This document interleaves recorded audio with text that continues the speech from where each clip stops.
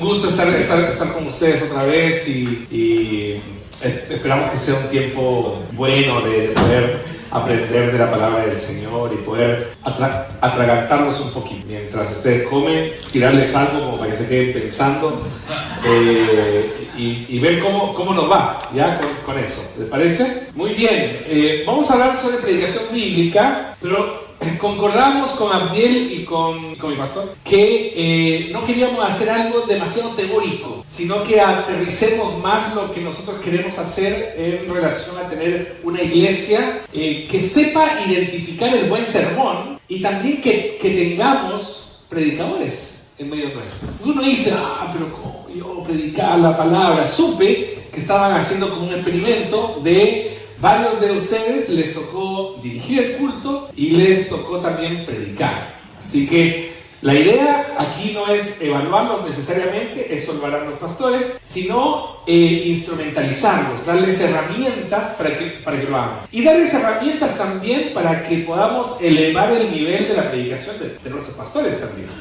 Porque siempre es bueno que una iglesia se esté capacitando constantemente. ¿Ya? A ver. Creo que esto sí. Toda predicación cristiana tiene que ser trinitaria. ¿Ustedes saben qué significa eso? La Trinidad. Tiene que estar presente, tiene que olerse, tiene que saborearse así. Uno no predica sobre personajes bíblicos. Uno predica sobre cómo la Trinidad influyó, transformó, restauró, modificó, creó cosas en los personajes bíblicos. Entonces, cuando nosotros predicamos, no predicamos valores, predicamos un evangelio que transforma, una cosa completamente distinta. Entonces ahí nosotros, cada vez que nosotros estamos frente a un texto, respiremos, ¿estamos predicando acerca del Padre? ¿Estamos predicando acerca del Hijo? ¿Estamos predicando acerca del Espíritu Santo? Eso es lo que nosotros tenemos que predicar. Cuando una predicación me suena mucho a estar predicando sobre nosotros, sobre el hombre, sospeche. Algo raro hay ahí, ¿sí? Uno siempre tiene que respirar la gloria de Dios, la gloria de Cristo y la gloria del Espíritu Santo. ¿Ya? Entonces vamos a hacer un ejercicio al tiro. Voy a la yugular, al tiro. Yo les tengo el primer texto de la Biblia. El primer texto. Ustedes incluso pueden abrir su Biblia si no lo ve bien. Pero es el primer texto de la Biblia que dice: en el principio creó Dios los cielos y la tierra estaba desordenada y vacía, y las tinieblas estaban sobre la faz del abismo, y el Espíritu de Dios se movía sobre la faz de las aguas. Y dijo Dios: sea la luz, y fue la luz. Hasta ahí nomás, después vamos al 26. Ahí ustedes dicen, bueno, ¿dónde aquí? Vamos a hacer un ejercicio súper fácil para comenzar, ¿ya? ¿Dónde ven en el primer versículo, dónde ven a Dios Padre? ¿Dónde está? ¿En qué parte? Es obvio, no busquen nada que no sea obvio. En el principio creó, ahí está. Ahí apareció Dios Padre, ¿sí? Sigamos leyendo. En el versículo 2 dice: y la tierra estaba desordenada y vacía, y las tinieblas estaban sobre la faz del abismo, y el Espíritu de Dios se movía sobre la faz de las aguas. ¿Dónde está el Espíritu? Ahí está clarito, ¿cierto? El Espíritu. Y ahí después nosotros pasamos al tercer versículo que dice: y dijo Dios, sea la luz, y fue la luz. Encontramos ahí al Hijo. ¿Dónde está el Hijo ahí? ¿Ah? No, en el 3. ¿Dónde está el Hijo ahí? Y dijo Dios. ¿Por qué está ahí? Está contenida la persona de Dios. Explíquese. Ya. El concepto de Dios está Dios el Padre, Dios el Hijo y el Espíritu Santo. Ya, está bien. Vamos bien. ¿Ya? Está contenida. Pero está bien. ¿Dónde más está el Hijo? Lo que pasa con la luz, se lo voy a contar después, pero no está ahí. Pero se lo voy a contar, es una promesa, se lo voy a contar. ¿Se acuerdan de Juan? Mire a dónde les estoy tirando. Al Evangelio de Juan, capítulo 1. ¿Qué dice? ¿Vamos para allá? En el principio era Él. Dijo. En el principio era el Verbo. Porque todas las cosas son creadas por, a través, por medio de Él, con el Hijo. Interesante ahí. Entonces nace un principio hermenéutico de interpretación bíblica que dice que la Biblia se interpreta por la Biblia misma. Cuando algo como que no nos queda claro, hay otro texto de la Escritura que nos desasna. Hay otro texto de la Escritura que nos revela dónde nosotros no estamos bien. Entonces ahí dice, y dijo. Dice, ¿qué es lo que dice Juan 1:1? ¿El que lo encontró? En el verbo, era con Dios, y el verbo era Dios. Entonces ahí nosotros tenemos, y dijo, la palabra encarnada, la palabra viva, es el Hijo. Por eso dijo, y dijo Dios. Entonces ahí nosotros tenemos, el primero era fácil, ¿cierto? Dios Padre. El segundo también era fácil, el Espíritu. Y el tercero no era tan fácil. No siempre los versículos son obvios. Algunas veces hay que encontrar tesoros para regalarlos. Eso es predicar. Predicar es encontrar tesoros en la Escritura y poder compartirlo. Les soplo otras cositas de aquí que están interesantes. Cuando dice creó, no había nada. Entonces Dios no crea a partir de cosas existentes. Dios crea de la nada. Eso en la teología se llama creación ex nihilo. Es porque los teólogos quieren ponernos palabras complicadas. Pero básicamente es eso, que Dios creó cosas de la nada. Hay una cosa que solo Dios puede hacer: crear cosas de la nada. ¿Y por qué eso es importante? Porque nosotros podemos crear cosas, pero de cosas existentes. El diablo no puede crear nada. El diablo vino para robar, matar y destruir. No puede crear nada. Por lo tanto, no le atribuya al diablo cosas que él no puede crear. Esto es un arte satánico. Es un arte pervertido por Satanás. No le pertenece a él. ¿Se entiende la idea? Entonces, ahí nace otro principio, que solamente Dios puede crear cosas. Hay otra cosa que solamente Dios puede hacer, y es la salvación. Entonces ahí surge un principio máximo de la teología, que solo Dios puede crear y salvar. Nadie más puede hacer eso. Por lo tanto, el primer verbo que aparece en la Escritura es un verbo que coloca a Dios como el único Dios. ¿Se entiende? Eso es muy importante. Les sigo tirando cosas. En el principio creó Dios los cielos y la tierra. ¿Por qué es importante? Pensemos en una cultura general. Los cielos es lo más alto que nosotros vemos, ¿cierto? Y la tierra es lo más bajo que nosotros vemos, porque no podemos ver debajo de la tierra. Entonces, ¿qué es lo que está pasando ahí? Dice que Dios creó de lo más alto a lo más bajo. Eso se llama merismo, que eso quiere decir que Dios lo llena todo. ¿Se entiende? Ya. Entonces, miren todo lo que hemos sacado hasta ahora, que en el principio creó, mostrando que Dios es único. Dios Padre, los cielos y la tierra, que Dios lo llena todo. Pero nos faltan palabritas, ¿o no? En el primer versículo. ¿Qué palabra me falta? Principio. La palabra principio en el idioma original viene de la palabra cabeza, o mente, o concepto, o idea. Entonces, ¿qué es lo que está diciendo el texto? En la mente de Dios, en la idea de Dios, en los propósitos de Dios. Pero entonces aquí un detalle. En la mente, entonces Dios, la mente, pero no, pues si para nosotros la mente es algo, las ideas no son tangibles. Pero ¿Dios es tangible o Dios es espíritu? Dios es espíritu. Por lo tanto, se crea otro principio ahí. Y el principio es que para Dios, que es espíritu, pensamientos son hechos. Dios lo piensa y Dios lo hace. No hay una distancia. Para nosotros es una distancia. No tenemos que pensar las cosas y después tenemos que hacerlas. Para Dios, que es espíritu, pensamientos son hechos. ¿Sí? ¿Van ahí? En el principio, en la mente de Dios. Ya. Después lo vamos a armar, porque ahora estoy disecando, ¿no? Estoy poniendo, esto no lo vamos a predicar. Estamos solamente disecando, estamos encontrando tesoros aquí, ¿ya? ¿Qué me falta? Hemos hecho los cielos y la tierra, hemos hecho Dios, hemos hablado sobre creó, hemos hablado desde el principio. ¿Qué me falta? No es una pregunta difícil. ¿Qué me falta? ¿Se está refiriendo a los 3 versículos? No, al primero solamente. Los cielos y la tierra, Dios creó, principio. ¿Qué le falta? En él. Y uno dice, pastor, ¿qué podemos encontrar en Él. Ahí nace otro principio. No hay nada en la Escritura que fue escrito. Nada. Toda Escritura es útil. Por lo tanto, la palabra en tiene una cuestión muy, muy rica.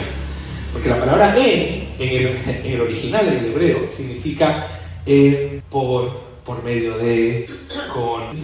¿Dónde lo leí eso? En, por medio de, a través de, con, en. ¿Dónde lo hemos leído eso? Cuando Dios dice, cuando Pablo dice en los Colosenses, dice que Dios creó todas las cosas por medio de Cristo, en Cristo, con Cristo, para Cristo. Se está refiriendo a esta palabrita hermosa que está ahí, en. Entonces, en la primera palabra que existe en la Escritura, podemos ver la multiforme gracia creadora de Dios en Cristo. Entonces, ¿qué es lo que hace el apóstol Pablo? Agarra esa palabrita y la transporta a su carta en los Colosenses y en todas sus cartas. Ustedes van a ver al apóstol Pablo siempre poner en Cristo, en Cristo. Somos justificados en Cristo, somos salvados en Cristo, somos adoptados en Cristo, somos creados siempre es en Cristo. La agarra y la lleva a sus cartas y dice: todo lo que nosotros hagamos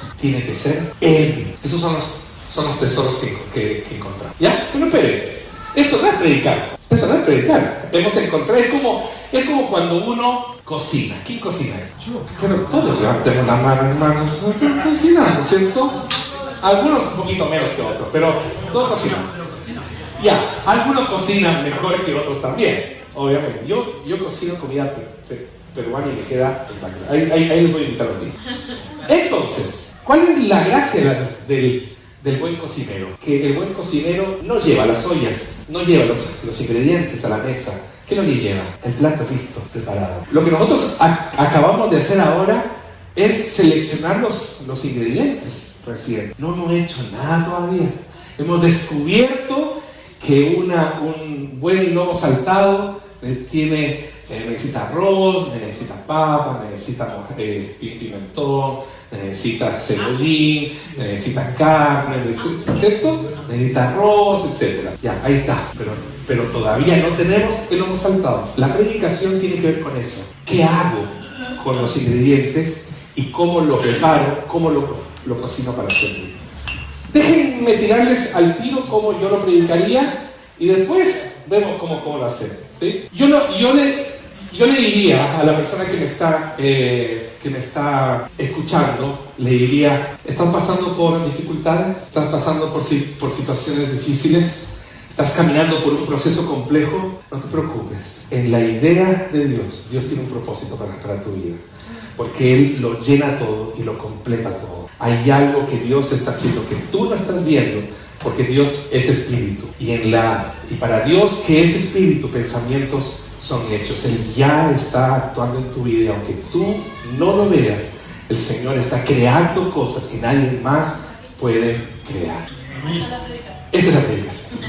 Utilizas todos los elementos con solo una línea de la Escritura. ¿Se entiende? Sí. Vamos, maravilloso. Sí. El principio que tiene que ver con la creación.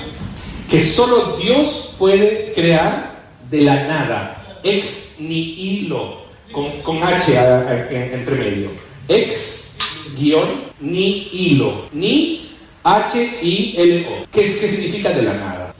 ¿Sí? ¿Estamos? ¿Vamos? Y así podemos seguir. Imagínense todo lo que podemos, porque igual hay más cosas todavía. Porque nos faltó una palabrita, Él, ¿cierto? Bueno, tarea para la casa.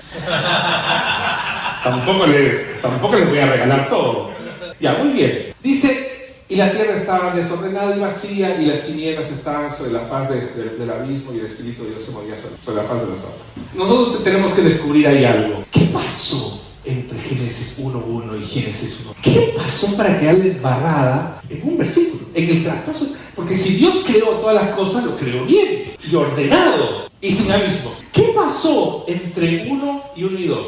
Eso es algo que la teología resuelve, o intenta resolver en realidad, ¿no? Que nos tira ciertas ideas, ¿no? Muchas teorías, por ejemplo, sobre los dinosaurios. Los dinosaurios no están en la Biblia explícitamente. Una teoría teológica es que están entre el 1.1 y 1.2. Puede ser, es perfectamente posible, solo que es conjetura. Y yo aprendí bien esto en el seminario. Donde la Biblia calla, yo callo. Si la Biblia no lo dice explícitamente, yo no tengo que decir. Puedo decir, hay unas teorías, pero no lo puedo afirmar. ¿Se entiende? Entonces dice, y la tierra está desordenada y vacía. Eso quiere decir que también en el 2 ya había pasado lo de Satanás, la caída de Lucifer como ángel para crear el desastre en la creación. Pasó entre el 1.1 y 1.2, porque solamente él puede causar ese desorden. ¿Se entiende? Solamente él, porque hasta ahí no estaba el hombre.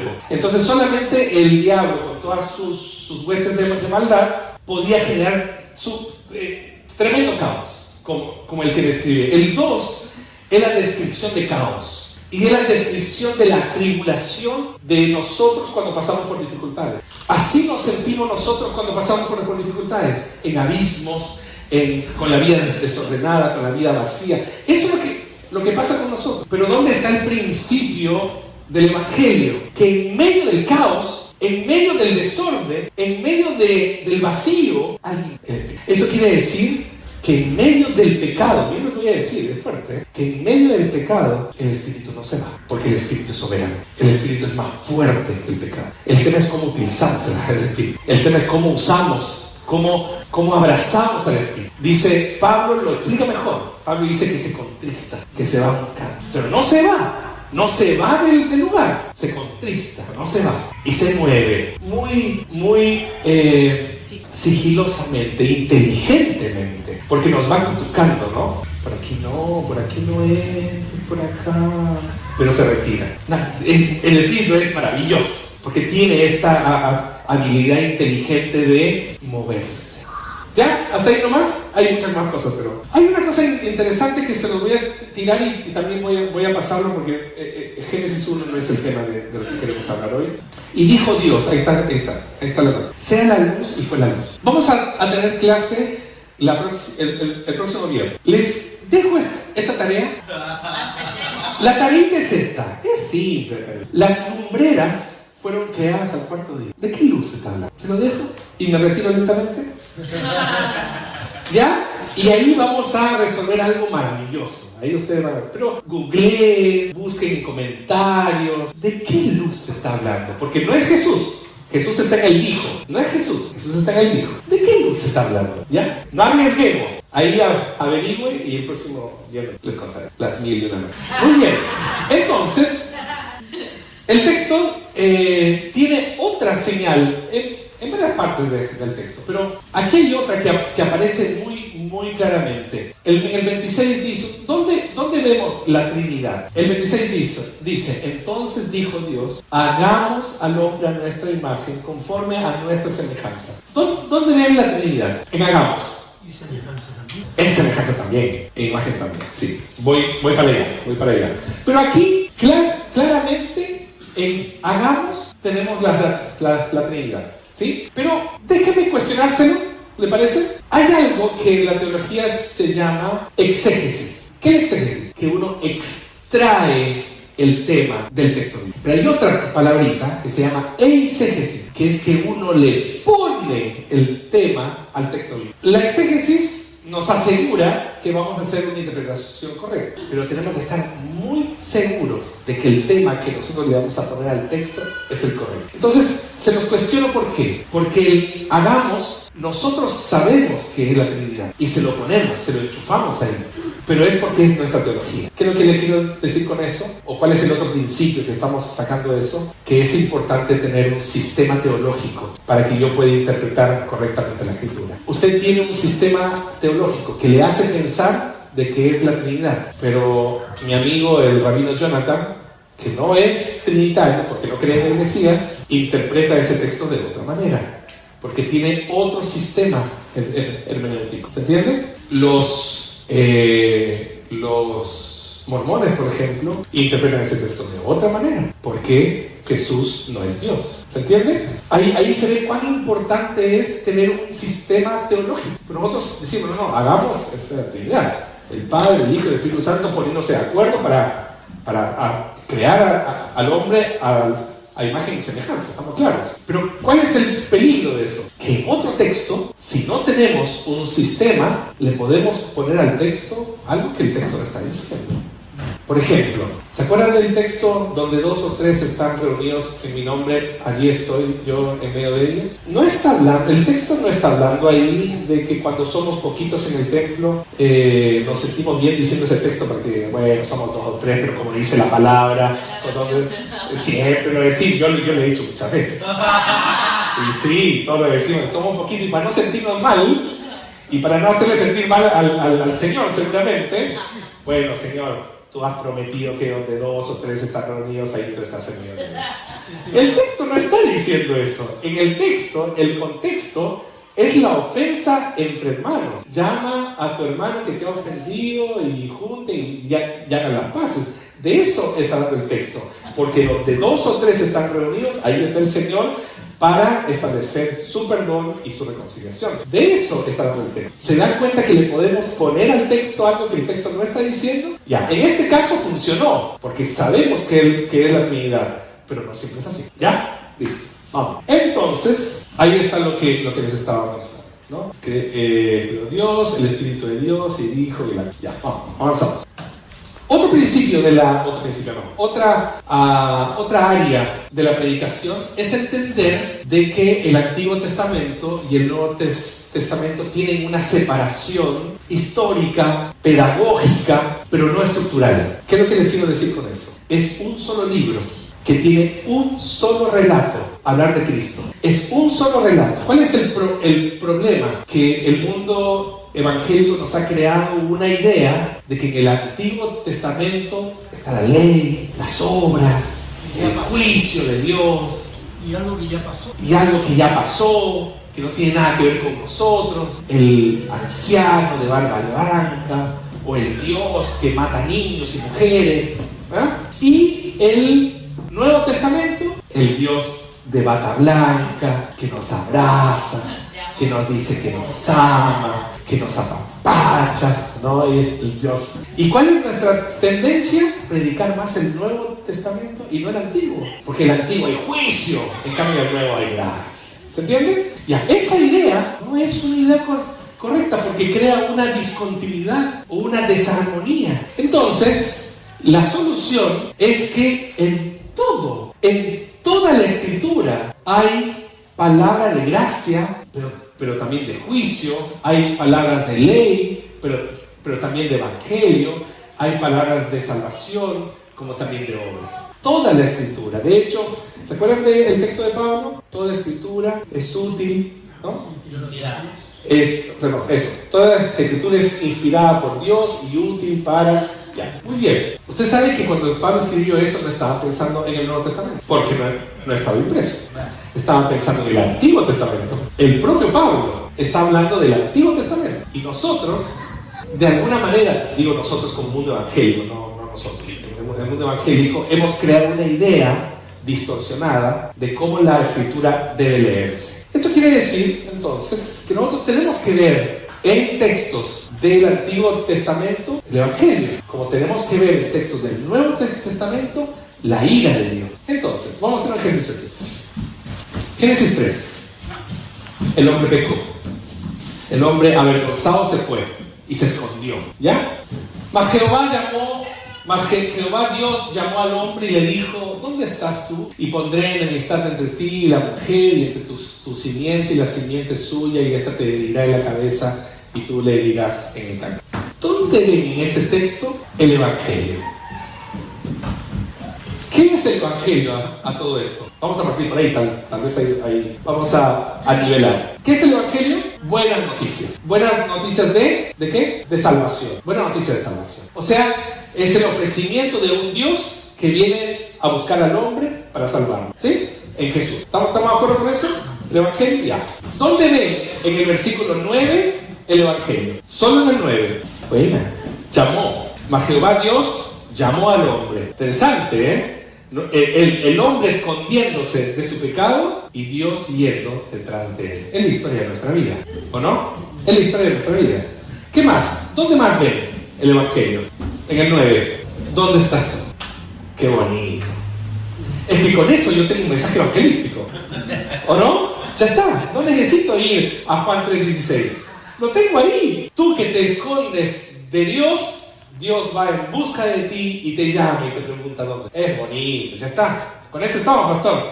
Nuestra carpa, ahí ya, ¿o no? Estamos listos con eso. ¿Dónde está el Evangelio en el 15? Y pondré enemistad entre ti. ¿A quién le está diciendo? Entre ti y la mujer. Entre tu simiente y la simiente suya. ¿A quién le está hablando ahí? ¿Se acuerdan? Esta te herirá en la cabeza y tú le herirás. ¿A quién le está hablando? ¿Quién es el personaje ahí? La serpiente, ¿cierto? Para que no lo duden. La serpiente. Y pondré enemistad entre ti. El que no lo duden. Pues si es un texto conocido, hermano. Porque están ahí como, ¿será la serpiente? Es la serpiente. ¿Sí? Hay tres personajes ahí: la serpiente, la mujer y Adán. O sea, Eva y Adán. Son los tres personajes, no hay nadie más. Pero en esta están dos: la serpiente y la mujer. ¿Ya? Volvamos otra vez. Ya. Y pondré enemistad entre ti, la serpiente, y la mujer. Entre tu simiente, la simiente de la serpiente y la simiente, entre de la mujer y la simiente suya. Esta te herirá en la cabeza y tú le herirás en el calcañar. ¿Qué imagen es esta? La imagen de Cristo, ¿dónde? En la cruz. Eso fue lo que pasó en la cruz. ¿Qué es lo que hizo el diablo? Le hizo un rasguño en el talón. ¿Qué es lo que hizo la simiente de la mujer, Cristo? Le dio un mazazo mortal en la cabeza. ¿Quién salió perdiendo?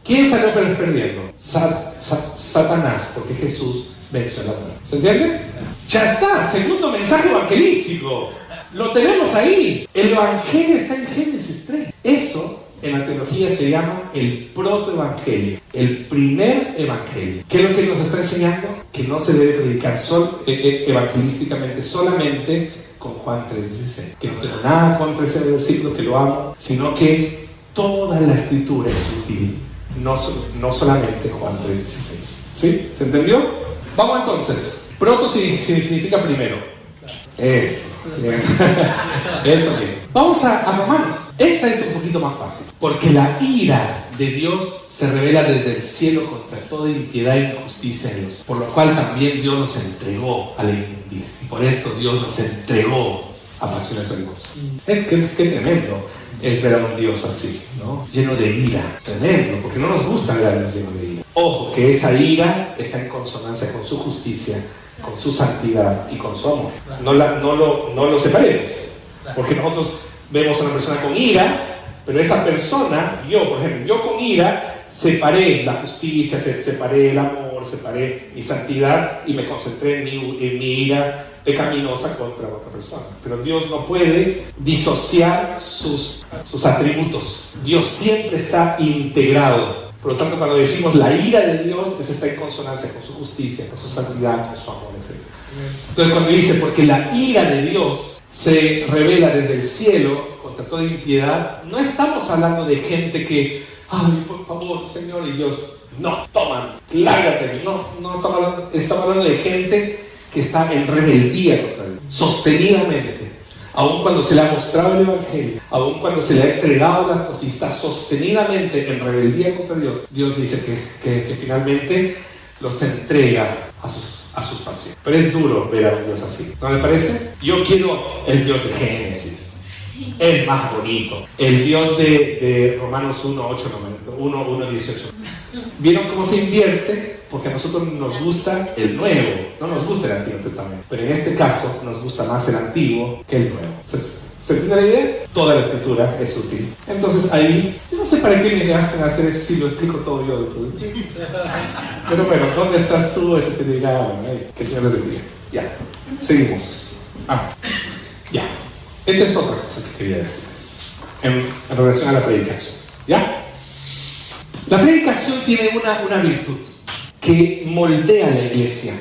Y la moldea, no sé si va a ser fuerte lo que voy a decir, pero la moldea a la pinta del pastor. Y cuando uno ama a su pastor, amén que sea la pinta del pastor. ¿Se entiende? Porque la predicación tiene esa virtud, que es un pastor que ve una iglesia que necesita ciertas cosas y va hablando acerca de eso. Un pastor que necesita corregir y va a corregir. Un pastor que necesita apapachar y va a apapachar. Un pastor que necesita que los hermanos vean más a Jesús y una serie sobre Jesús. ¿Se entiende? Es el pastor que va viendo, va. Nosotros los laicos, ahora yo soy más laico que pastor, los laicos no conseguimos ver lo que el pastor está viendo. Y nosotros tenemos que orar para que nuestros pastores tengan siempre sabiduría y puedan volar como las águilas para ver lo que nosotros no estamos viendo, para que a través de la predicación pueda moldear la iglesia. ¿Se entiende? Ya. Eso, con pastores buenos, bomba atómica. Con pastores malos, un desastre, que puede llevar a las iglesias al engaño, a la mente. Con pastores buenos, llevar a sus iglesias a los pies de Cristo. ¿Se entiende? Eso es las bases bíblicas teológicas de qué es la iglesia. Se conforma o se forma a través de la enseñanza, de la predicación, respondiendo todos los domingos dónde estamos, quiénes somos, y le dan a la iglesia una misión, una vocación, una personalidad como comunidad local. Buscarlo aquí. Y eso quiere decir de por qué ustedes, por ejemplo, aun cuando yo pueda ser un buen predicador, no me prefieren a mí, prefieren a su pastor. ¿Por qué? Porque las ovejas oyen la voz de su pastor. Es bonito eso, ¿no? Es muy bonito. Cuando tú comienzas a escuchar la voz de otro pastor, no estás construyendo junto con la iglesia, ¿sí?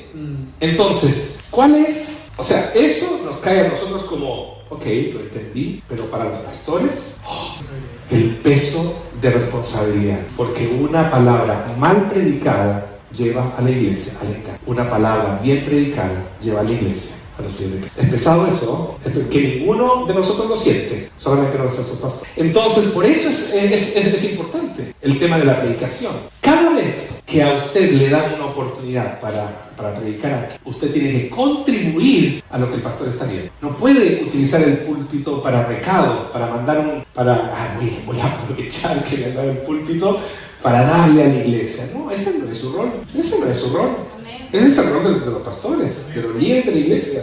Pero no es el rol del pastor. He visto todas estas veces aprovechando el púlpito para eso. No, la forma de criticar a la iglesia es ir, conversar, sentarse, tomar un café con el pastor.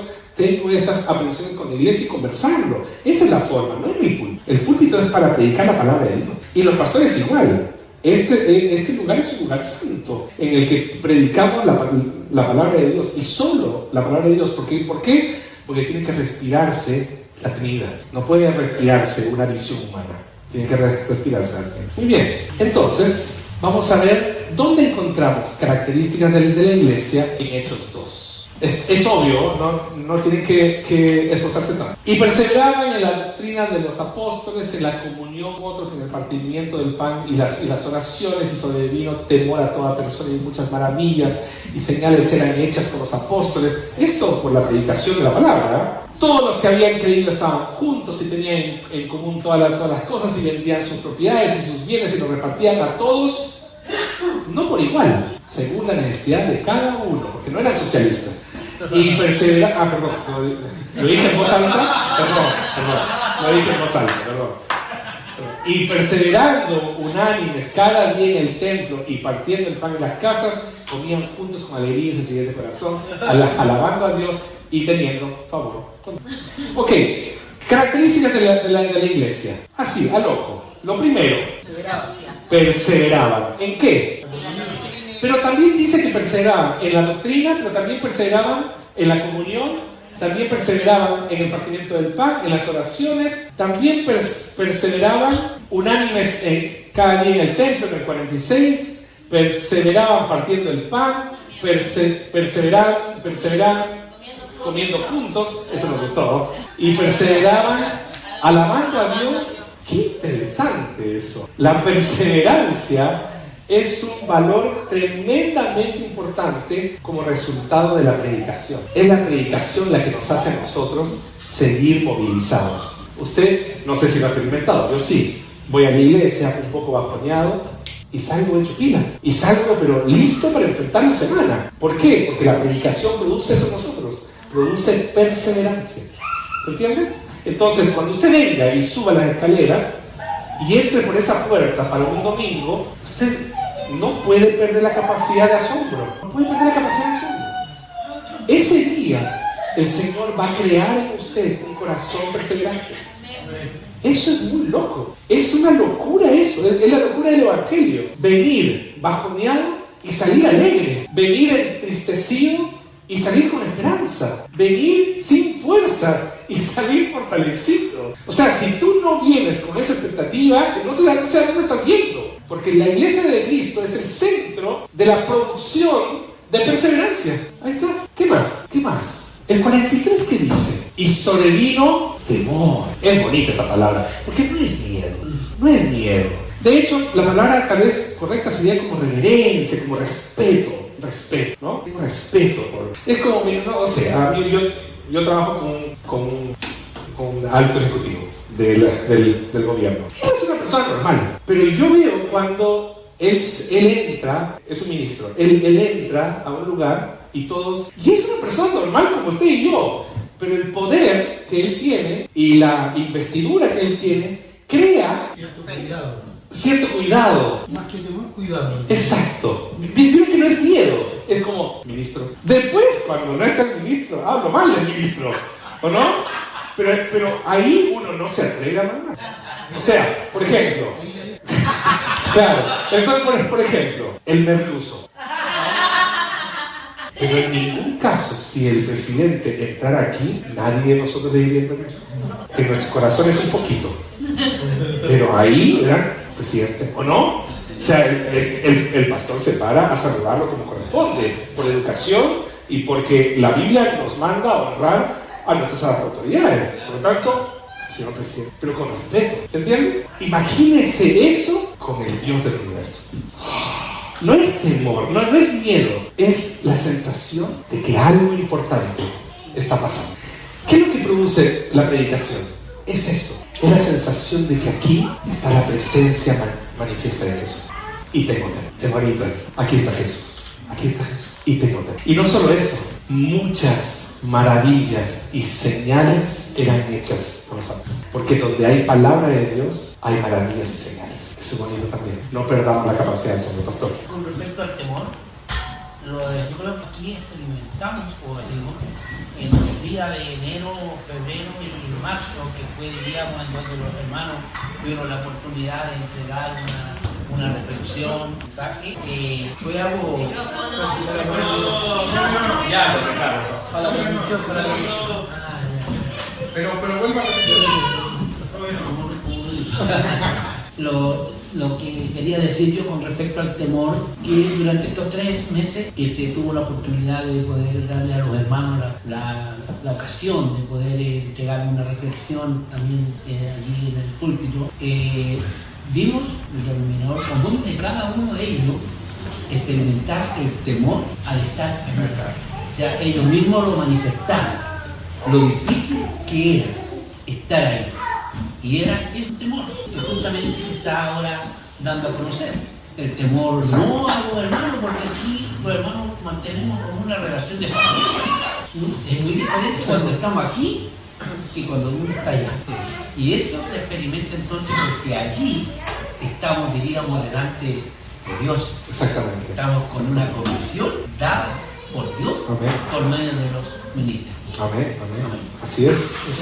Una cosa muy interesante es que quien está parado aquí para predicar no tiene que perder de vista algo. Que con usted o a pesar de usted, Dios va a hacer una obra con esa palabra. Entonces yo prefiero ser un instrumento de Dios, hacer un estorbo. O sea, el Señor igual, si soy un estorbo, va a decir, ya, está bien, muchas gracias. Y va a hacer la obra igual. Pero yo también quiero ser un instrumento de Dios. Entonces quiero hacer las cosas bien, para que el Señor, para ser un instrumento útil en sus manos. ¿Se entiende? Entonces, no perdamos de vista eso, de que cuando yo hablo, no se trata de cuán Dante Gebel eres aquí, delante. ¿Se entiende? No se trata de cuán buen comunicador tú eres. No se trata de eso. Entonces tenemos muy buenos comunicadores dando vueltas por ahí que están engañando a la gente. Porque no se trata de buenos comunicadores. Se trata de buenos profetas, buenos predicadores que estén comunicando la verdad, muchas veces en contra de una cultura que no quiere escuchar el Evangelio. Pero hay algo hay una persona que está ahí, que está escuchando, que escuchó algo y dijo, esto. ¿Se entiende? A veces, ojo, yo muchas veces he preparado mensajes, llevo predicando 25 años, casi todas las semanas, y siempre me pasa lo mismo. Predico un mensaje con cierto énfasis para causar una vueltecita de algo para un hermano de la iglesia que yo veo que lo necesita, y cuando yo estoy apuntando para allá, el tiro me sale para allá, porque no soy yo, es el Espíritu. Cuando yo le quiero apuntar a un hermano, él dice, no, si no eres tú, pues, no eres tú, es el Espíritu. Muy bien, no sé dónde están ahí. Ya, bueno, pero aquí podemos pasar toda la noche. Ahí está, ¿no? Doctrina, comunión, partimiento del pan, oración.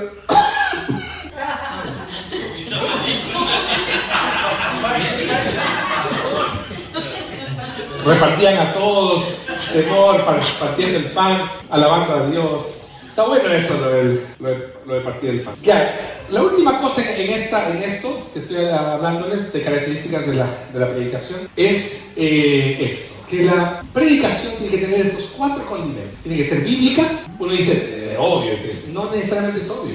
Porque hay una mala costumbre de que mi edificación personal de un libro o de un predicador o de una canción la transformamos en un mensaje. Y eso hay que tener cuidado, porque la predicación tiene que nacer de la Escritura. Si tú tienes un libro que te gusta y que el Señor te está bendiciendo, es para ti. Te puede dar ideas para el sermón, pero no puedes sacar la idea de un libro. La idea la sacamos sí o sí, siempre de la Escritura. Y ese es un ejercicio que nosotros tenemos que hacer como gente madura.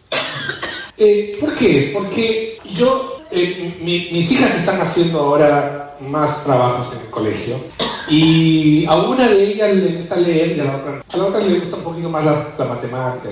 A la que le gusta leer, soplar. Le dan para leer, no sé, un libro ahí y se lo lee 2, 3 días y súper bien. Pero la otra es más inclinada al rincón del vago. Es más inclinada a buscar en Google resumen de los libros. ¿Viste que hay resumen de los libros? Tremenda. Entonces, claro, el problema es que a la mamá le gusta también leer. Entonces hay un libro que en el colegio manda y Esther ya lo leyó en 2, 3 días.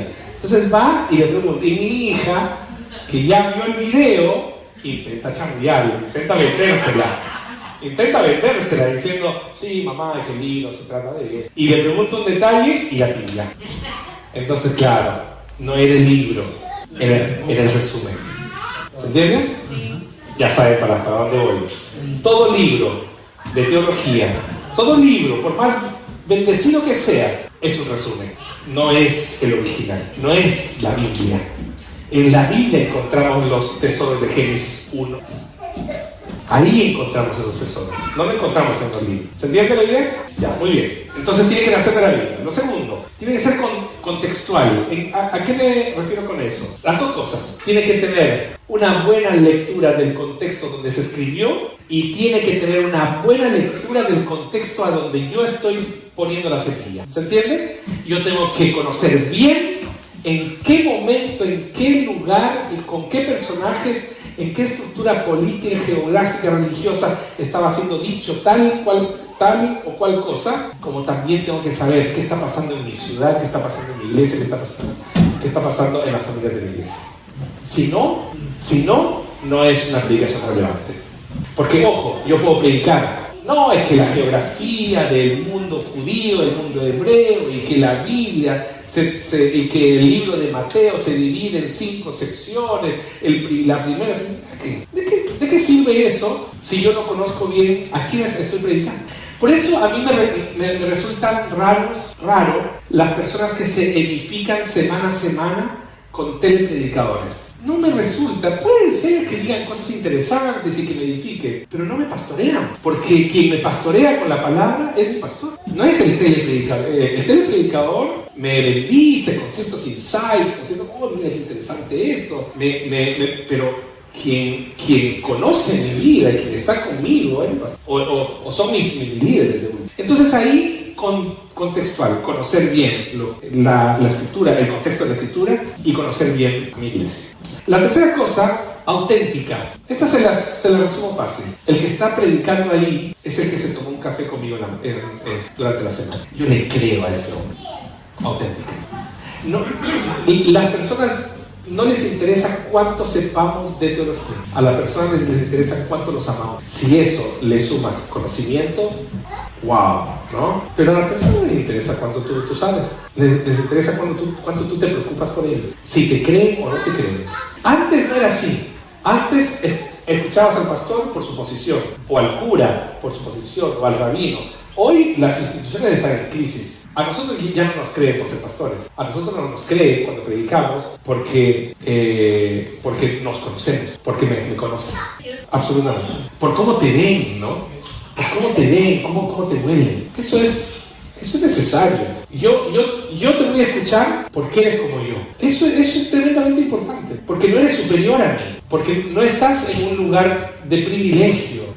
La sangre de Cristo pesa lo mismo en tu vida que en tu vida. Pero yo te creo porque tú me pastoreas. Porque tú estás conmigo. Porque tú me bancas. Porque estás conmigo. Porque caminas conmigo. Y esa era la gran diferencia entre Jesús y los fariseos. ¿Se acuerdan de lo que decían de Jesús? A este le creemos, pero de los fariseos, manga de religiosos. ¿Se entiende? Y la última, transformadora, que no tiene que ver con nosotros, que tiene que ver con el Espíritu Santo. Nosotros no transformamos. Muy bien, entonces ahí tengo eso. Voy al tiro a lo que quiero decirles. Entonces Pablo, puesto en pie en medio del Areópago, dijo: varones atenienses, en todo observo que sois muy religiosos, le dice, porque pasando y mirando vuestros santuarios, hallé también un altar en el cual estaba esta inscripción: al Dios no conocido, al que vosotros adoráis, pues sin conocerle, es a quien yo os anuncio. ¿Qué es lo que el texto me está diciendo? El texto me está diciendo algo, que para que el apóstol Pablo predicara en el Areópago, lo primero que hizo fue observar. Lo primero que hizo fue recorrer la ciudad. Él no se lanzó predicando. Lo primero que hizo fue: en todo observo, dice, ustedes son religiosos. La segunda cosa que hace es señalar un punto de contacto y un punto de resistencia. El Evangelio tiene puntos de contacto con la cultura. En algunas cosas coincidimos, pero en otras no. Por ejemplo, el profeta dice que lo que es malo hay que llamarlo malo. Lo que es bueno hay que llamarlo bueno, ¿cierto? Ese es un punto de resistencia para el Evangelio. Hay cosas que esta sociedad dice que son buenas y nosotros creemos con el Evangelio que no son buenas, ¿sí? Pero, por ejemplo, hay cosas en esta cultura, como parte de la cultura, que no son necesariamente malas, y nosotros podemos encontrar puntos de contacto con esas cosas que no necesariamente son malas. Por ejemplo, el trabajo. El trabajo no es malo. De hecho, antes de la caída había trabajo. Después de la caída se le aumentaron la fatiga, el sudor. Pero antes el Señor ya les había dicho que tenían que labrar y guardar la tierra. Por lo tanto, había trabajo. Y les tiro un paréntesis: si el cielo es un regreso a un mejor Edén, en el cielo vamos a trabajar, porque no es una consecuencia del pecado, pero sin fatiga. Aleluya. Y a mí que me gusta trabajar. Vuestros santuarios. Entonces ahí él hace un punto. Dice: esto que ustedes están adorando, tal vez podemos encontrar un punto de contacto. ¿Se entiende? No les dice: hágale idólatras, no sé cuánto, váyanse a la punta del cerro. No les dice eso. Les dice: ustedes tienen santuarios y tienen a un Dios, a un altar, a un Dios no conocido, un punto de contacto. Encuentra algo. ¿Sabes dónde más pasa eso? Con los magos de Oriente, con los sabios de Oriente, más conocidos como los Reyes Magos, que no eran tres. Sí, no sabían que no eran tres. En ninguna parte de la escritura dice que trajeron 3 regalos, pero no y tampoco se llama Melchor, Gaspar y Baltasar. No está en ninguna parte eso en la Biblia. Digo, ¿no? ¿Ah? Y tampoco me lo era del mismo. O posiblemente porque venían de África, así que posiblemente. Bueno. ¿Ah? Ya, no, que lo que los guió, interesante, porque ellos no eran necesariamente cristianos, o no eran necesariamente seguidores del Dios de Israel. Ellos eran seguidores de los astros, de las estrellas, eran astrólogos. sabios de Oriente, no eran astrólogos de las cartas, eran sabios de Oriente, eran como si hoy fueran los científicos, ¿no? Los astrónomos, mejor dicho. ¿Y cómo Dios los llama a ellos? ¿Cómo Dios les capta la atención a través de la estrella? Es muy bonito. ¿Cuál es el mensaje que le podemos predicar a una persona que está buscando algo de la ciencia? Dice, por ahí vas a encontrar a Dios, por tu estrella. ¿Se entiende? Yo prediqué un mensaje de Navidad de eso a un grupo de académicos de la PUC. Todo lo que usted... ¿Dónde está tu estrella? Bueno, por ahí el Señor te va a llevar a adorar al Salvador. Aquí él hace lo mismo. Busca un santuario. Ellos estaban buscando algo en su religiosidad y les dice, aquí, donde ustedes no saben qué es, yo sí sé qué es. Es el Dios de la historia. Y ahí entonces es a quien yo os... Entonces, ¿qué es lo que hace Pablo? Identifica puntos de contacto entre el evangelio y la cultura. Ese ejercicio hay que hacer. Identifica puntos de resistencia contra el evangelio presente en la cultura. Sois muy religiosos, les dice. Sí, tampoco es gratis. Se las tira igual. Consecuencias: personas que se rinden al amor de Dios y se tornan discípulos de Jesús, o personas que resisten la aplicación de Pablo y resisten al evangelio anunciado. Otro principio que nace a partir de esto que les estoy diciendo: que una predicación que no obtiene una respuesta no fue una predicación, fue una clase, fue una conferencia, fue una charla, un discurso, donde uno dice, oye, que estuvo bueno ese modelo. Es raro eso, es muy raro, porque la palabra predicada lo que genera en la persona es o rechazo o aceptación. Puede ser que lo aceptes después de lo que rechazas hoy, pero en ese momento o rechazas o aceptas. Cuando yo te digo, tú eres un pecador y necesitas de salvación, esa persona tiene que decidir, ¿acepto que soy pecador o no acepto? ¿Se entiende? Ese es el mensaje del evangelio. El mensaje del evangelio siempre tiene que tener una respuesta. Si no, no es una predicación. Y esto, personas se rinden al amor de Dios o personas resisten a la predicación.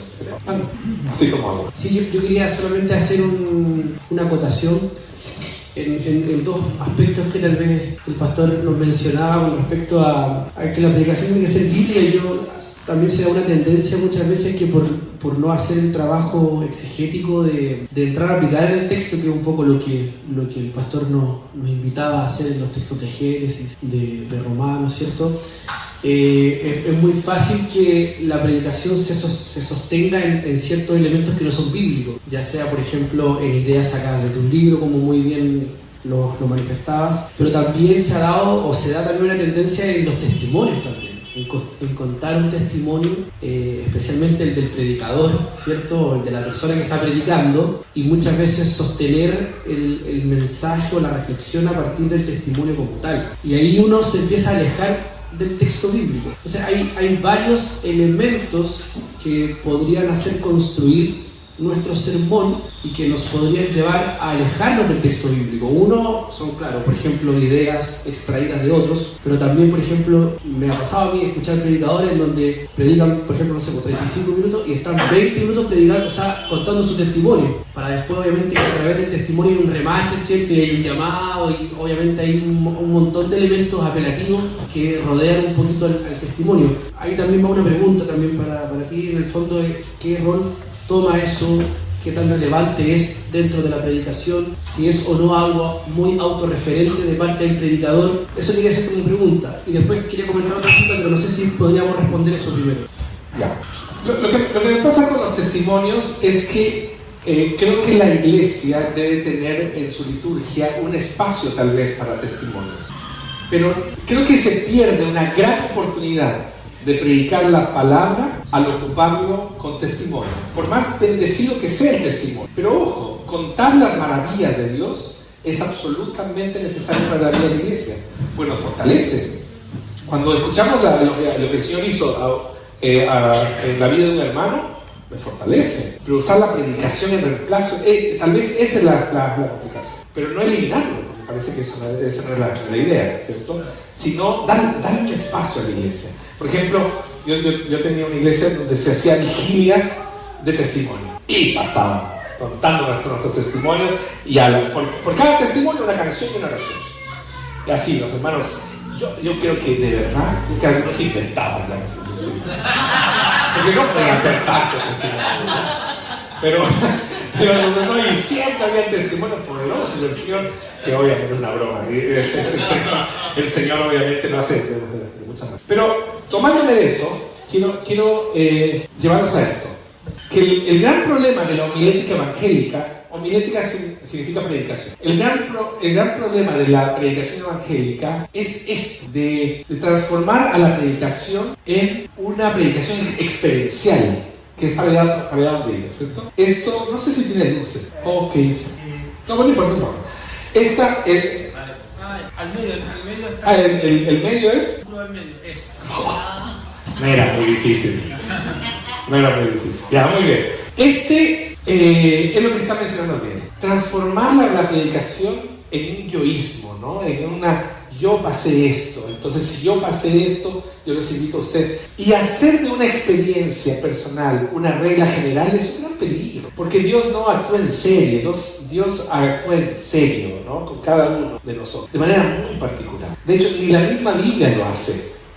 La Biblia no cuenta una historia para que todos nos alineemos con esa historia, sino que Dios cuenta una historia para que alguna cosa de esa historia pase por mi vida. ¿Se entiende la idea? Entonces, esta idea de, o por ejemplo, transformar el mensaje en un mensaje moralista, que si tú te portas bien, el Señor te va a bendecir. Si tú haces algo, entonces el Señor... Eso es un mensaje moralista, que como que Jesús está esperando nuestro carnet de buena conducta, como el cristiano del mes. En ningún caso, Dios no espera nada bueno de nosotros, hay que partir por ahí. Dios espera todo lo mejor de Jesús, de nosotros no. Es Jesús quien nos reemplazó a nosotros.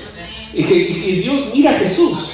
Y a través de Jesús nos mira a nosotros, si no estamos fulminados. Entonces Dios no espera nada bueno de nosotros. Entonces partamos desde esa idea de que todo lo que hagamos es porque estamos agradecidos a Dios por su salvación, no para que nos bendiga. Ya nos bendijo. Como yo les digo siempre a los hermanos de la iglesia, tú ya tienes la salvación, ¿cierto? Todos dicen amén, amén.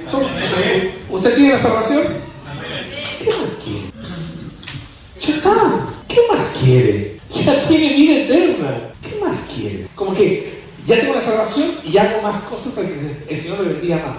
Pero si ya tienes lo mejor y lo más importante que necesitas, la vida eterna, ¿qué más? ¿Cuál es mi punto? Que transformar el mensaje en un mensaje moralista puede ser muy peligroso. Transformar el mensaje y tomar el texto bíblico y no disecarlo, no estudiarlo, y crear fantasías. No sé, las 5 piedras de David, ¿cierto? Las 5 piedras, porque agarró 5, la Biblia dice que agarró 5. Pero no dice nada más, dice que fueron 5. No le pongas nombre a las 5. La piedra de la fe, la piedra de la esperanza, la piedra de la justicia, No dice eso el texto. Haces una alegoría en torno a algo que el texto no está diciendo. De hecho, el texto no quiere enfatizar en las piedras, quiere enfatizar en otra cosa que se lo voy a decir después.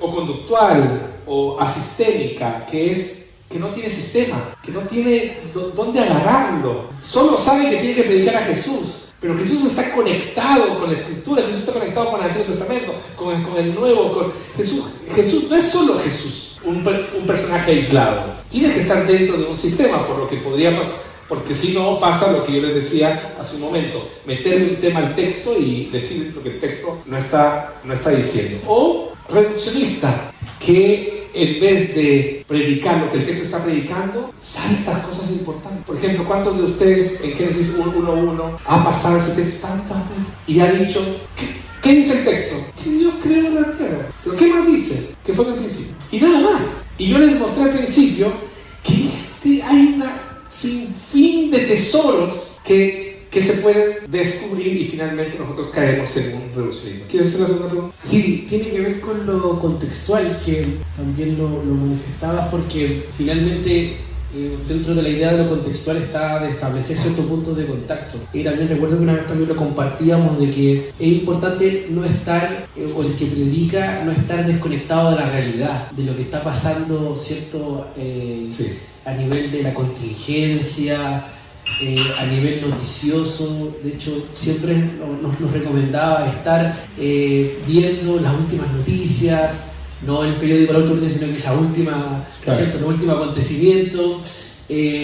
También lo manifestaste, el libro que está también, el bestseller también, porque eso finalmente establece puntos de contacto. O sea, cuando leemos el texto de Pablo, ¿cierto? Cuando va a predicar ahí, el texto, no sé si lo puedes colocar, no, el otro, es interesante el texto porque el 22 dice, puesto en pie, dice, en medio del Areópago. O sea, hay varios elementos del texto que son interesantes. O sea, Pablo se pone de pie en una posición, ¿cierto?, de altura, en medio, para ser visto, para ser escuchado, y en un lugar también interesante, porque el Areópago era una especie como de tribunal de justicia que estaba en una colina alta. Entonces hay elementos también ahí que son interesantes, que en el fondo el predicador no puede estar escondido, el predicador no puede estar encerrado solamente en la Biblia y estar ensimismado. El predicador tiene que estar en contacto con la gente, tiene que estar en contacto con lo que está ocurriendo también a nivel nacional, a nivel de ciudad, y eso yo creo que tal vez es un elemento que es importante también, yo creo que mencionar. Mi padre, que falleció hace poco, él era un gran docente. Mi padre por mucho tiempo fue pastor, pero finalmente supo que el Señor lo estaba llamando a ser docente. Y él era un teólogo de escritorio, y era un gran teólogo de escritorio. Era un erudito en la escritura y todo eso. Y no era un gran predicador, por lo que está mencionando Abdiel. No estaba en el campo, estaba en la cancha. Era el entrenador, pero no estaba en la cancha. En la cancha estaba yo, donde yo estaba metido ahí. Entonces, ¿dónde está la gracia del predicador? No en hacer buena teología, sino que esa teología se traduzca en vida pastoral. Ahí nace los sermones. Sí, por favor, con el micrófono, porque están grabando. Perdón que lo interrumpa. Por favor, para eso estamos. Yo en este momento que usted está hablando y que he escuchado a Abdiel, fíjese que le estoy echando la culpa, no, creo que nosotros mismos, los cristianos evangélicos, tenemos la culpa de minimizarnos ante el gentío, le voy a llamar así. Porque usted decía recién, su papá, trayéndolo aquí al medio, un gran teólogo, un hombre que está detrás del telón, ¿ya? Usted, un hombre que está sobre el telón, o fuera del telón. Pero nosotros muchas veces nos minimizamos por causa del evangelio tradicional pentecostal, antiguo. Porque quiero ir a la predicación del pentecostalismo, que era una predicación indirectamente sacada de la Biblia. Ellos no predicaban, sino era un texto bíblico, con errores, con una mala dicción, con una mala homilética, sin tener hermenéutica, nada. Pero ellos predicaban lo que ellos creían que la Escritura. Ahora, el hombre culto, a ese que se le predicaba, minimizaba al evangélico, al predicador, y el predicador se apabullaba. Y esto sucede hasta el día de hoy. El predicador que sabe predicar y que predica a través del Espíritu de Dios, no se para en el cantón de la esquina. Se predica a sí mismo, y a sí mismo también predica a la iglesia. Entonces, estamos cayendo, o hemos caído, en el error de predicarnos a sí mismos. Entonces, engordamos, hasta cuando nos vamos a reventar. Entonces, yo, volviendo al matiz del asunto, yo creo que en este instante la predicación ha sido rebajada, ha sido minimizada. Tenemos buenos predicadores, pero todos asustados. Interesante. Déjeme seguir con la metáfora del fútbol. La generación dorada. Qué bien que jugaba la generación dorada. Con un tipo que les cambió la cabeza, que se llamaba Bielsa. Cambió la cabeza. Y otro tipo que supo aprovechar ese cambio de cabeza, que fue San Pablo, ¿cierto? Y esa generación que en la cancha, ojo, Bielsa siempre lo dijo, a él siempre le hubiera gustado ser un jugador, pero no, era un gran entrenador. Y San Pablo, bueno, San Pablo. ¿Lo dije en voz alta otra vez? Pero los que jugaban en la cancha tenían la motivación correcta, tenían el entrenamiento correcto, tenían las piernas correctas, tenían las habilidades en su justo lugar. 2 Copas América. ¿Qué fue lo que pasa? Es que ahora esta nueva generación los mira a ellos y dice, no, que nosotros no vamos a llegar a eso. Y esta generación de alguna manera se siente apabullada con la presión de la gente que también les exige cosas que no lo pueden hacer, pues era otra generación. ¿Qué es lo que les quiero decir? Que a esta generación también les falta, no Bielsa, les falta otro Bielsa, les falta otra persona que venga a entrenar, porque los jugadores no lo pueden hacer solos, porque los jugadores solos se equivocan, necesitan un entrenador, como bien decía nuestro hermano. Los predicadores nuevos posiblemente no solamente se sienten temerosos, apabullados, sino también confundidos, porque necesitan buenos entrenadores que les digan, muchachos, ustedes tienen todas las capacidades para hacerlo. Vayamos nuevamente a la esquina, al punto de predicación, y hagamos lo que sabemos hacer, pero con entrenadores que los capaciten para hacer mejor de lo que lo hizo la generación dorada. Porque no vamos a repetir esa historia. No vamos a repetir esa historia. Porque ya la historia fue. ¿Acaso nuestro Dios no es un Dios creativo y hace cosas nuevas? Hace cosas nuevas. El tema es cómo agarrar a estos predicadores y convencerlos de que el poder del Evangelio también está. Y yo creo firmemente que es no llenarlos de la teología, es llenarlos de la escritura ordenada, sistémica, que puedan dar contenido, puedan expresar a la gente, conectar con la gente de otra manera, porque la cultura también ha evolucionado. No es la misma cultura de los años 50 o 60, no es la misma. La cultura también ha evolucionado y nosotros tenemos que conectar con esta cultura. Y eso se hace estudiando también, orando, doblando nuestras rodillas, clamando delante del Señor, buscando un avivamiento para nuestras vidas, pero también estudiando. Los grandes avivamientos de la historia fue con oración y con la palabra. Recordemos eso, eran dos cosas, era oración, pero también la palabra. Déjenme cerrar con esto. Sí, por favor, creo que tienes el micrófono. Y tu esposito raudamente te lo entrega.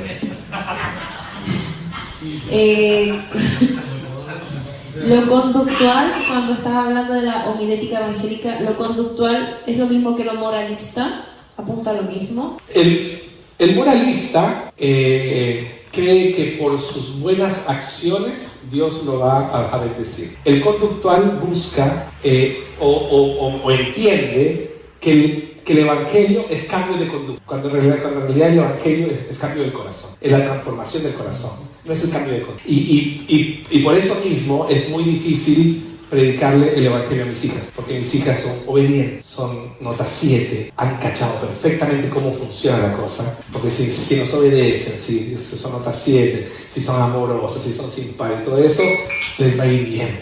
Ya cacharon cómo es el monte. ¿Cuál es el problema? Que no necesitan a Jesús. Si lo hacen todo bien, pues ya, ese es un evangelio distorsionado. Haz todo bien y te va a ir bien. No necesariamente. Entonces ahí nuestro trabajo como papás es demostrarles a ellas que la motivación de su corazón por lo que hacen las cosas está mal, porque lo hacen para ellas, lo hacen para su beneficio y no para el beneficio de ellos. Y ahí las desenmascaramos y le decimos, son unas pecadoras miserables que necesitan son muy bonitas, pero pecadoras miserables que necesitan. Y sí, pues yo siempre les digo, no me interesa que saquen 7, no me interesa. Pueden traerme todos los 7 del mundo, no me interesa, porque no me interesa que ustedes se beneficien de la gracia de un Dios que les regaló inteligencia. No, eso no te puedes vanagloriar de la gracia que el Señor te dio. No puedes, ¿no? Ahí la cosa es otra cosa. La cosa es, ¿qué te produce ese 7? ¿Qué te produce? En el Evangelio. No. La esposa no va raudamente a entregar. No, es muy interesante lo que estaba mencionando el pastor, porque, o sea, todos los mensajes son moralistas y conductuales. O sea, si hiciéramos una selección de los mensajes, de 100 mensajes, probablemente 95, 97 son conductuales y moralistas, porque en cierta manera apuntan también a la idea de la transformación, ¿cierto? Claro. Pero sí, la motivación es lo que cambia, por así decirlo, la economía del mensaje. O sea, es una cuestión muy tremenda porque finalmente, y eso es lo que yo creo que hay que cuestionarse, es qué tanto del Evangelio estamos predicando. Porque si el Evangelio nos va a llevar a una transformación moral, ¿cierto? Conductual. Y tiene que apuntar a eso, obviamente, porque tenemos que predicar, ¿cierto? De la santidad, tenemos que predicar de eso, de la justicia, que son obviamente elementos moralistas, elementos conductuales. Pero ¿dónde está finalmente el punto la motivación de eso? Yo creo que ahí es donde hay una carencia y una escasez tremenda. Y yo creo que fue eso que están diciendo Cami y Abdiel, que los amamos como una pareja que está en sintonía, es esto, son los enfoques. Históricamente, o hemos predicado de ejemplos de la Escritura o hemos predicado de una historia. Yo creo que eso nos ha pasado. Hemos dado como ejemplo, hay que ser como David. Hemos dado como ejemplo, hay que ser como Moisés. Hay que ser como Elías. Hay que ser como el apóstol Pablo. ¿Cuándo la Biblia nos ha dicho que tenemos que ser como ellos? ¿Por qué? Porque estamos enfocados en contar una historia. Perdón, un ejemplo, no una historia. Entonces, los ejemplos, los modelos de vida se transforman en historias independientes, desconectadas de la gran historia, a diferencia de una historia con un enfoque histórico redentor que es Cristo. Se los explico de esta manera, siempre lo digo, no sé si lo han escuchado alguna vez, las famosas piedritas, ¿no? de David. David agarra 5 piedras, porque era una tradición agarrar las 5 piedras, no porque tiene un nombre cada una de ellas. Agarra las 5 piedras en la alforja, agarra una, tira, le da en la frente y muere. Entonces, ¿cuál es la predicación ejemplarista? Tenemos que ser como David. Así como venció a su gigante, el Señor nos va a ayudar a nosotros a vencer a nuestro gigante, nuestros problemas. ¿Cuál es la historia por detrás de David? Es que Jesús es un mejor David, porque así como David venció al gigante Goliat, Jesús venció al gigante de la muerte. Esa es la historia que se cuenta. No es la historia de David, es la historia de Cristo por detrás de eso. ¿Se entiende o no? Y ahí nos quita toda la idea de hay que ser como el pastor, hay que ser como Abdiel, hay que ser como la pastora. No hay que ser como ellos, pues. Hay que ser como Cristo.